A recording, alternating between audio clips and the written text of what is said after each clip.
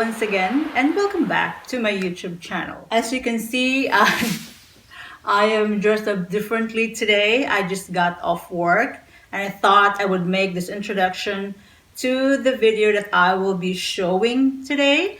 And this is all about using the massage therapy balls and later on with the massage therapy rollers as well. So just showing you quickly what it is. So we've got two types, spiky ones, and I do have the smooth ones. So today you will know how to use this properly in order to release that plantar fascia tightness. This is so crazy. These two balls have like water into it. But this is very, very stiff and it's very, very hard. And also this one as well. But these are my go-tos when it comes to like releasing the tightness of the fascia, just because I find this more effective. And let's get on with it.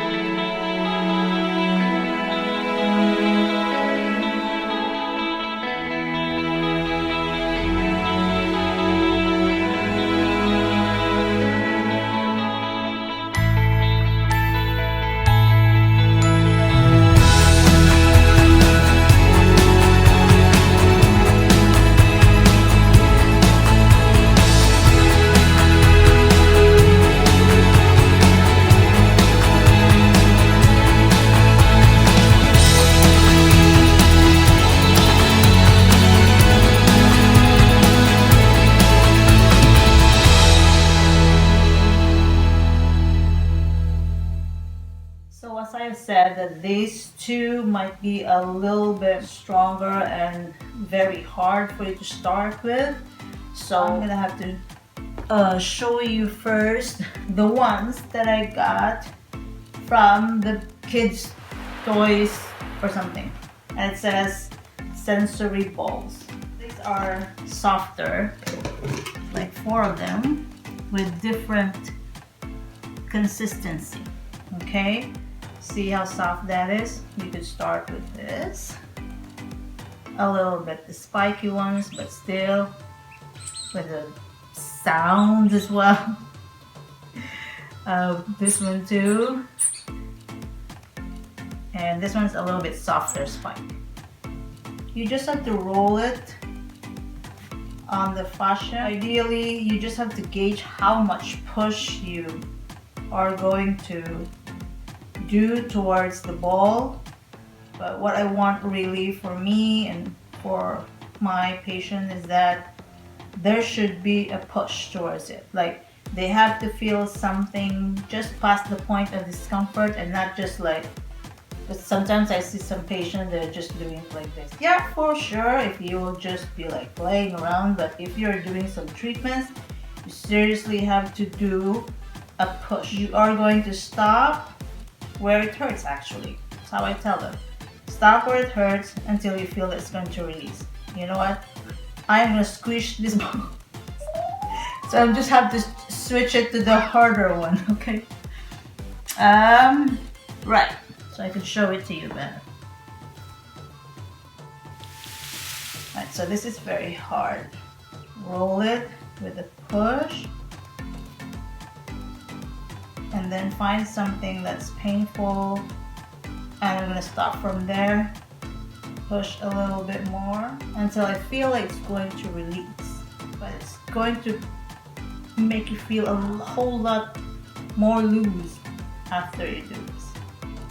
I'm going to just actually stand up so I could push more. I still feel that crunchy feeling on my medial arch. To compare that to the softer, ow, sorry, it just cramps on me. This one's just easier for me to squish, but it probably to some people, this is just their comfort level. it's good. So I'm gonna try this spiky ones because this is a different consistency. You can really feel it, like poking on that fascia and then trying to like release from that tightness, and then you might feel like this is way more painful than the circular one, but I find this more releasing and comfortable compared to the smoother one. You find it most uncomfortable until you feel that it's releasing. It's a little brutal, you think, but that's what makes it a little bit more effective. When you already have more tolerance to it, you can do standing. I've been doing a lot of releasing on this fascia now that it's kind of like hurting. Now the next one is what I call the Form Fit.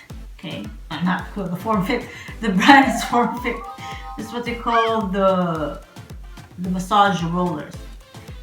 In the clinic, we used the wooden one that has 4 lines of rollers. There's also water in it too. It's kind of crazy. Like, this is the first time that we rarely use this kind of rollers, not foam rollers, just rollers. And so it's probably the water that's make it like, you know, more stable in the ground when you're actually rolling it under your foot. Okay, let's try this. I think this one is more comfortable because it's wider, it's got a bigger base of support when you release it. And also, the spiky one's a little bit more softer. Probably you could start with this if you have the foam rollers. Sometimes I tell the patient they could use the rolling pin.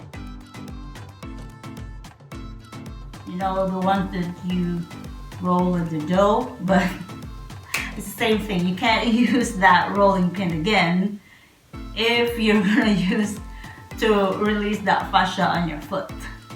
Imagine. But you can just buy it just for the intention of doing that release, because you could use that rolling pin as well in releasing with the other muscles too, which we are going to talk about in the future. The next one is stretching. We did some stretching before, but I have another tool that we could use. We call the yoga block, and this is also new. The ones in the rehab is like double the size of this. Kind of like just rest that foot in there. Here you probably will not stretch the fascia that you're releasing on the calf. Use this.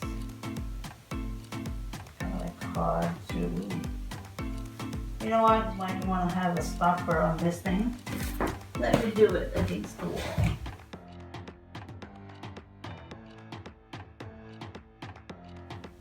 Let's stretch it out and push it a little bit more.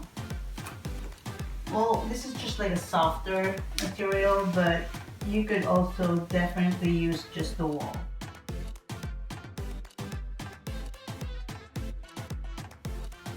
To push it and stretch it. If the wall, this is a door. If the wall is still very difficult for you to do, the yoga block is a little bit softer, and you can certainly do that. Stretch and hold this thing.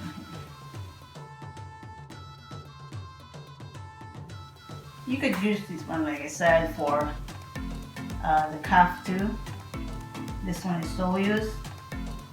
Stretch this part, and that is your gastroc.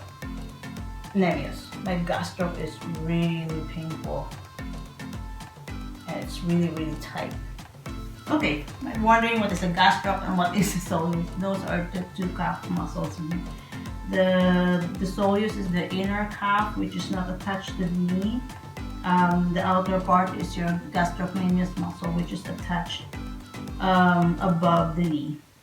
And both of them fuse into your Achilles tendon to touch into the Achilles. We add the stretches to the calf just because when you have a tight calf, it's going to pull that Achilles tendon here on the heel. It may pull your heel up, and because your plantar fascia is attached to the heel, and indirectly it may help stretch this one out as well. Okay, so if you have a tight calf, it may also indirectly affect your fascia as well. So you might as well just stretch it out too, from here and down.